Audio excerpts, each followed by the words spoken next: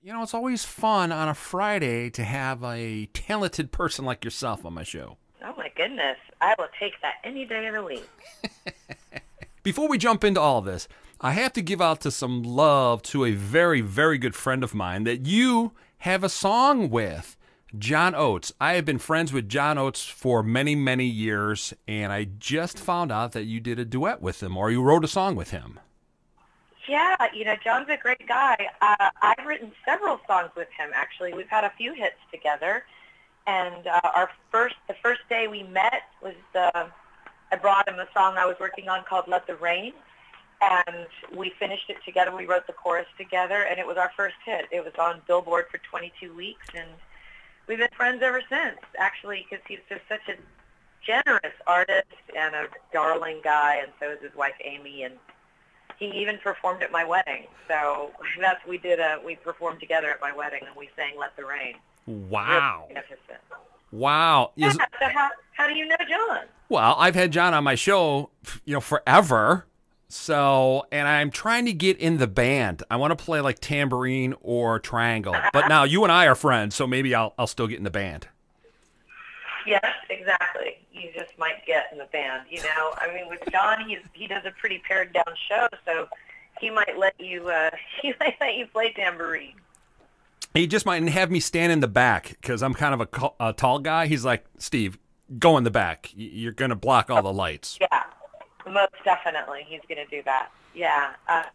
John and I, there's a YouTube video of John and I performing Let the Rain at the Ryman, which is the Grand Ole Opry, basically, the Ryman Auditorium.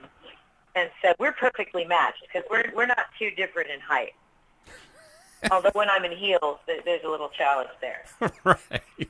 He is like one of the sweetest guys that I know. And when they were on tour with Tears for Fears this past summer, I got a chance to see him again perform. Always a great show. Daryl Hall and John Oates, one of the great shows ever that you can see. I got a chance to see that show. John called me and told me that he was coming, and I took some friends, and it was just magnificent. I couldn't agree more. That was a fantastic show, and I really got to say, I've been watching them for years, but there was something very special about this particular tour. Daryl Hall just had a light about him that I haven't seen in a while. It was like he was a kid again. It was really wonderful, and I think it was just because it was a double bill. I mean, this would be my guess. It was a double bill, and there was an arena involved instead of, a lot of older bands are not playing big arenas anymore. And this was just like, like they were kids again. It was really fantastic. There was a lot of excitement, and the arrangements. John wrote She's Gone, and the arrangement that they do on stage live for She's Gone is just absolutely sublime. Now, do they have a song that you would like to record? Oh, yeah, most definitely. My favorite song is One-on-One. So I don't know if you know that song. Of course I do. On the scene. Oh, it seems I don't get down anymore. Oh. Love that song. It's a great song, and if you need somebody in a video, I'm your guy. Yeah. Well, you're tall. You're going to have to stand in the back. But no problem. That's how it always works. All you women that are 5'3" and us guys that are 6'3", we just can't be in the pictures anymore. Oh, well, I could wear some 5-inch heels. Maybe we could make it work. That or I could just sit. Which is not unlike me to wear the big spiky heels anyway. Now, were you nervous performing with someone like John? I also know that you've performed with some top names out there. Is it nerve-wracking to work with guys like John and others? It's all based on the personality, and honestly, John is like I said, he's such a generous artist that he is a great collaborator, and he's very gifted, and one of his favorite things to do is collaborate. And so, I'm a better songwriter for having worked with him. I learned a lot just in we've written about 5 songs together, and we work very fast. And so, which is also nice. But he just brings out the best in you, and he creates a safe environment. Kind of like a director who who creates a good environment for Right. exploration for his actors. Sure. It's the same kind of thing. You know, he knows what he's bringing tenure-wise to this game, and if you don't get inside your head too much and like, oh my God, I can't believe I'm writing with John, or I'm doing whatever, it's it's all based on the attitude and the personality, and he is exactly what you see. When he picked me up in Aspen was the first time we wrote together. Right. And he said, I'm going to have to pick you up somewhere because you're going to lose cell service getting out here, and it's just easier if I pick you up. Right. Okay. So he picks me up in some kind of like four-wheel drive wagon. I want to say it's a Subaru, but I really have no idea what it is. And he's got jeans on, kind of like motorcycle boots, and a T-shirt. Right. And that's exactly who he is. I mean, that is who John is. If he's not wearing that, he's wearing some kind of plaid number. And he jokes around with me all the time. He's like, I'm not kidding. I got a little redneck in me. I definitely am very, he's got the blue, the down-home thing, I would say. I wouldn't call it redneck at all, but I sang the national anthem for Talladega. Right. For NASCAR, and that's on YouTube as well. And I am not kidding. This is like 3 million people. Just minutes after I got off stage, he calls me. He calls my phone, and then he sends me a text and says, he's just congratulating me and saying, you did it justice. Because a lot of singers, they like to just rewrite a song. And for me, that song means so much to so Right. many Uh-huh. different people in different ways. And I'm a naturalized citizen. So I don't want to screw with the song too much. I mean, I could vocalize all over it, but that's what other songs are for. Right. When you start messing with that song, sometimes it messes with the emotion behind what other people are perceiving. And so I just want my voice to shine through and do the song justice and give it the honor that it deserves. And just minutes after, he said, hey, congratulations, way to nail it. And I told you I was a redneck. I'm sitting here watching Talladega. That's funny. That's pretty funny. So how would you describe your music? Like, we could easily describe John and some of the other people that you've sang with. How would you describe your music? Well, I created my own genre because people kept asking me what my music sounds like, and my genre is called Organica, like organic with an A at the end of it. Right. And I founded the record label by the same name. It's basically pop music for adults that's deeply rooted in jazz with rock and ambient, lush vocals like mine, strong vocals, but it's all made by humans, not machines. So, I was launched a lot on, radio stations that play, John Mayer play me, right. or even who play Norah Jones play me, or even as far as Pink play me. But I am my own machine. I am my own thing. So, you just got to check it out. It's just a beautiful, unorthodox hybrid of my deepest influences, which is, jazz and rock and roll. Yeah, because it would seamlessly go right next to Steely Dan, like it would go seamlessly next to a John Mayer or a Hall & Oates. I was going through some of your music before you came on. The best part about it is that it's all created live on stage. Yep. That's what I really love. I believe that music is a living organism, and when you bring it to an audience, it's going to change every single night because you're feeding off the energy of the audience, and so the song will slightly vary, based on your ebb and flow, your reciprocity with the audience. So how do you? I love that. So how do you do that in the studio then? Since obviously your live performance is really what created you, and that's where your voice is maximized. So how do you do that in a studio when you're writing music with someone or you're sitting down in front of the piano? I don't. It's funny because I've spoken with a lot of writers, and they're like, "Oh, I'll just write what fits my range." And it's so funny. My songs aren't born that way. My songs are born out of sometimes the melody and the lyric come all at once. Mm-hmm. Sometimes I'll have the chorus. That happens the most, is I have the chorus first. And I tend to write it exactly in the key that it came to be in. And sometimes I think, oh, well, Margo, you don't have to sing it in this key. You could raise it up or bring it down for texture. I feel like the song lets me know what it wants. And I don't write too much in the studio. I will arrange a little bit. I'll tweak arrangements here and there. But I definitely write in like a writer's studio where it's just me and one instrument, or me and a guitarist. And honestly, my best instrument is my voice. I've written string arrangements and horn arrangements with my voice.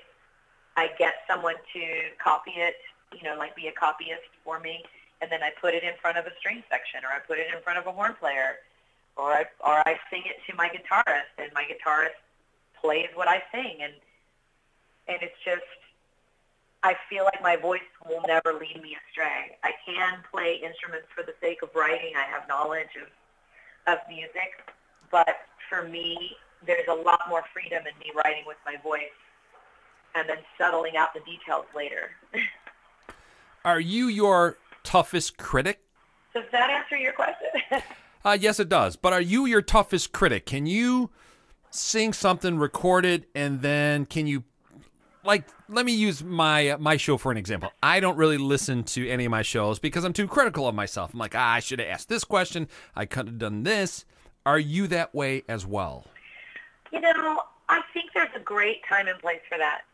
But there's also a time to just trust. I believe that in the recording studio, when I'm trying to get the final product and I want to mix and I want to capture the essence, I don't like to overdo something either. I won't do a million takes of one thing. Not at all. I mean, for me, I'm going to warm up with the song, and then I'll do a couple of takes. But I feel like I want to definitely capture the right vibration because I know that you're committing it to tape. And honestly, sometimes I get the majority of the take all in one take, just because that's the one where I was flying high and just really zipping along with the melody. Mm-hmm. And then when I leave the sound booth and go into the mixing room, it's like I have a different set of ears, I have a different hat on, and that's when it's time to be critical, but kind. Mm-hmm. Because I'm not there to defeat my own purpose and be too critical that I'm just, okay, now I've just dug myself into pushed myself into a corner. You know when it's right, when it's not.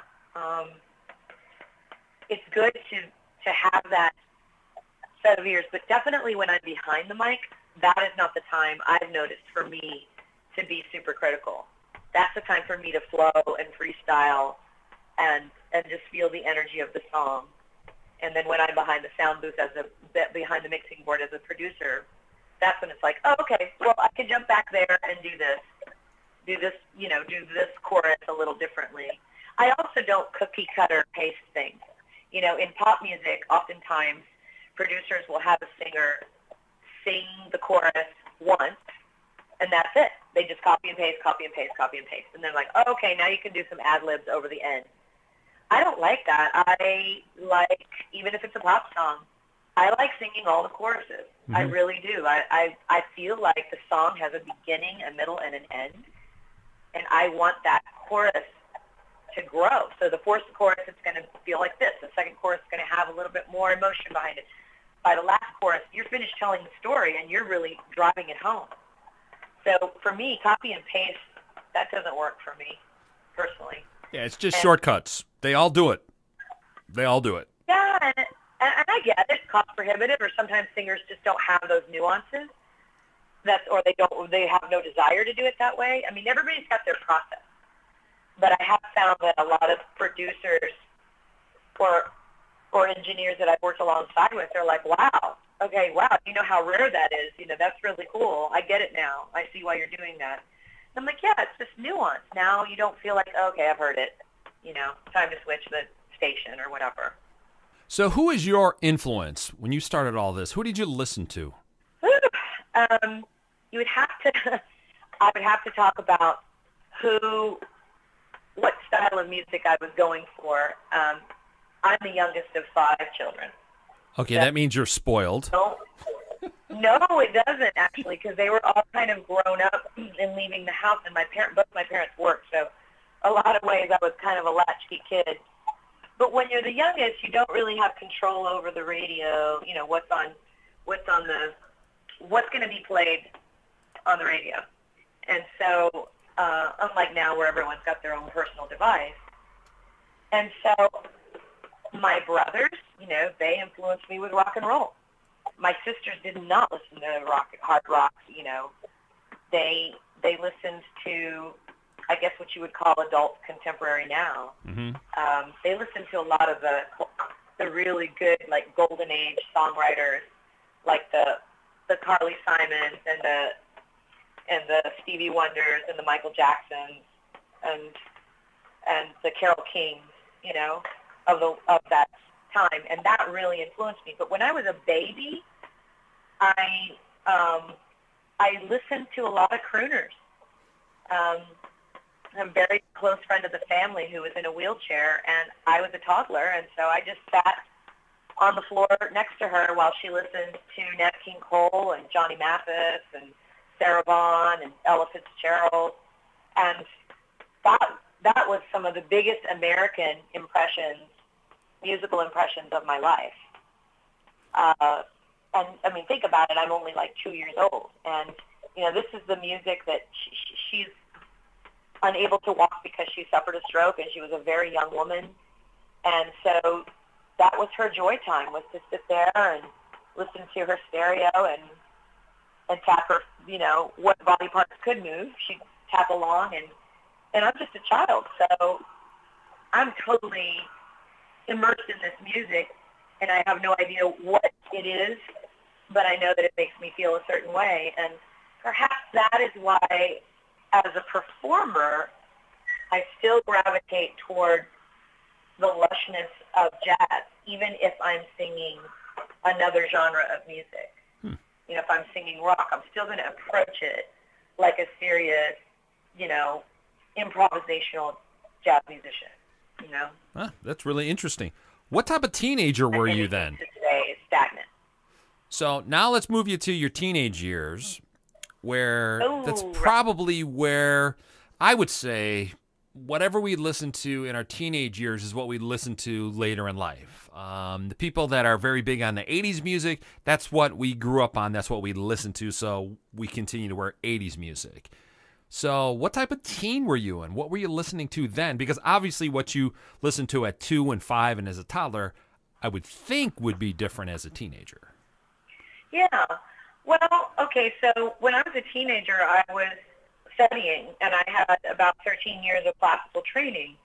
So in school, naturally, I was performing art songs and arias. I've sung in 8 languages. Oh. However, everything's new. You want everything to be, the whole world is just bursting open for you. And I listened to whatever was alternative, whether it was rock. I guess what was then classic rock, because I grew up in Texas, there, on the radio, you couldn't really get anything alternative. So it's like what now people call classic rock. Right. So that was constantly on the radio, and it wasn't, I feel like it was classic rock back then. There was a lot of rock musicians I didn't even know were dead yet. Like I'm listening to Jimi Hendrix, and I had no idea he died. Like, I'm just thinking, oh, well, this is cool. But at the same time, that's a deep kind of in the background Texas rock and roll influence, which is, there's nothing wrong with that. Muddy Waters and Stevie Ray Vaughan, and then some Southern rock as well, AC/DC. I love AC/DC. But I always searched for something alternative, and that's when I really liked, punk, and I really liked ska, Sure. and I really liked, Laurie Anderson, or I loved Depeche Mode, or, just whatever I could get my hands on that was different. That's like, what is this? These sounds are different, and I want to. Now I just have to go to the concert if I really want to get my fill. Like Bjork. I remember when the first time I saw Bjork, she was in a band called the Sugar Cubes. Yep. And I just remember staring at her, and I was completely fascinated. And this other guy that was in the Sugar Cubes, I don't know his name, but he played trumpet, and he screamed and yelled, and he was just really loud. And I just remember going, that guy needs to be quiet. And she's fascinating. Like, I can't stop staring at her. And what the heck is he doing in this band? Well, obviously the Sugar Cubes ran their course, and the Bjork became Bjork. Right. And I just, David Bowie, I mean, there's another one. Yeah. I love any artist that truly, truly embodies something that is an amalgamation of all their influences, yet they have this really fantastic, unique characteristic. I mean, no one ever goes, oh, that guy, not too many David Bowies walking around, not too many Bjorks walking around. Someone who has their own sound and can back it up with their talent, not just flash. Hey, on a personal level, how tough were you to date as a teenager and stuff? I would think you would be one tough girl to date back in those days. Wow, that's such a bizarre question. Well, when I was a teenager, I didn't really call it dating. My dad was really strict, like really strict. Like I had to go everywhere with my brother, so I actually kind of grew up as one of the, like a really feminine girl, but like one of the guy girls, because my brother had a lot of friends, and if I wanted to go somewhere, my dad's like, "You're taking your sister." I'm sure it was like the bane of my brother's existence at the time. We're 18 months apart, and also he was like, "Stay away from my sister." He's always kind of punching people in the arm. But I was very well protected. So maybe I was tough to date that way because there was like this Fort Knox around me of like brothers and brothers' friends. But was I picky and high maintenance? I don't know. No, but if you were to take, like what we do as teenagers in our 20s, I would take a girl to a concert. But you would be difficult to take, I would think, for a regular guy, because I was doing the same thing you were. We're just totally analyzing the scene. We're getting into all of that and why they're singing this. Why is he playing that? That's kind of where my point was. I would think it would be kind of difficult back then. I would say I did a ton of that. I did an absolute ton of that, and I usually went to concerts. I've been in a rock band and a band. I've been a band leader. I mean, since before I was old enough to be in clubs. So I usually went with other musicians, and my first band was all female. So that was really easy, and that was always fun. Right. We toured the country and even went overseas, and that's your own clique. I mean, there's nothing like doing everything as a band. Yep. There's just nothing like it. You can get on each other's nerves and throw the occasional music stand, but I actually did a lot of my concert going with my bandmates because that's when we could go, was when we weren't on a night that we weren't performing. See, that's fun. So yeah, you're right. I did a lot of that. Yeah. But I guess you're just kind of with like-minded individuals. Yeah. I don't like it when people are like, "Oh, that sucks. Oh, that's overproduced. Oh, this is," it's like, okay, stop it. Just go for the positive and go for that. Doesn't serve anyone, and it just sounds like sour grapes anyway. Right. That's what social media does. It's just people just want to bitch, and they have keyboard muscles and things of that sort. They don't really enjoy what's out there. It's just, I just want to criticize everything. That's funny, keyboard muscles. Yeah. I totally agree. And I'm not going to say that I wasn't guilty of that on occasion, because there were definitely some bands I didn't like that some of my bandmates did like, and I would kind of roll my eyes and go to the concert. But sometimes I would go to concerts that I was like, ugh, okay, let's go. And then I was really pleasantly surprised. So, there's always something to learn, and there's always something to feel. And I think it's just better to just share in the successes instead of waller in the negativity, Margo, thank you so much for being on the show. I'll follow up with you, and we'll have you back on in January. Thank you. Thank you so much.